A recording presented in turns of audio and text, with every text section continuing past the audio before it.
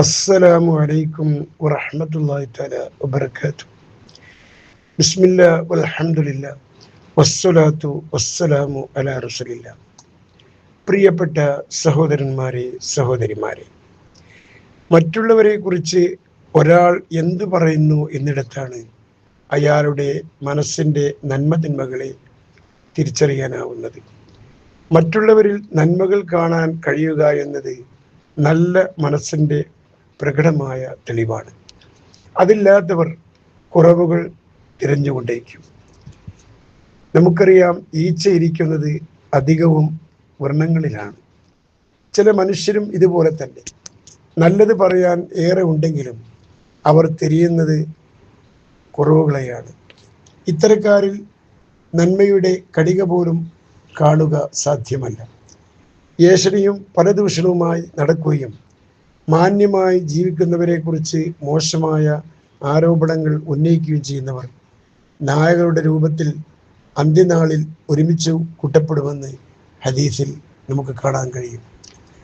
രാവിലെയും വൈകുന്നേരവും അടിമകളുടെ അമലുകൾ വീക്ഷിക്കാൻ വരുന്ന മലക്കുകൾ സുബഹ് സമയം ഇറങ്ങി അസ്ർ ജമാഅത്തിൽ പങ്കെടുത്ത് അള്ളാഹുവിലേക്ക് ചെല്ലുമ്പോൾ അള്ളാഹു ചോദിക്കുമത്രേ, എൻ്റെ അടിമകൾ എന്ത് ചെയ്യുന്നു?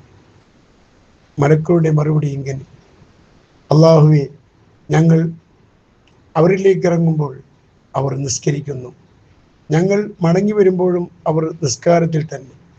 നിസ്കരിക്കാതെ അനേകമായിരം ഉണ്ടായിട്ടും മലക്കുകളുടെ മറുപടി ഏറെ ശ്രദ്ധേയമാണ്.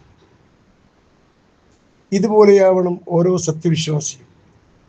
മറ്റുള്ളവരെ വാക്കുകൊണ്ടും നോക്കുകൊണ്ടും വേദനിപ്പിക്കുന്നവരെ ഭയാനകമായ ശിക്ഷ കാത്തിരിക്കുന്നു. സഹോദരന്മാരെ, സഹോദരിമാരെ, നബി സല്ലല്ലാഹു അലൈഹി വസല്ലം പറയുന്നു, നരകവാസികളിൽ ചിലർക്ക് അള്ളാഹു ശക്തമായ ചൊറി നൽകും, സഹിക്കാനാവാത്ത ചൊറി.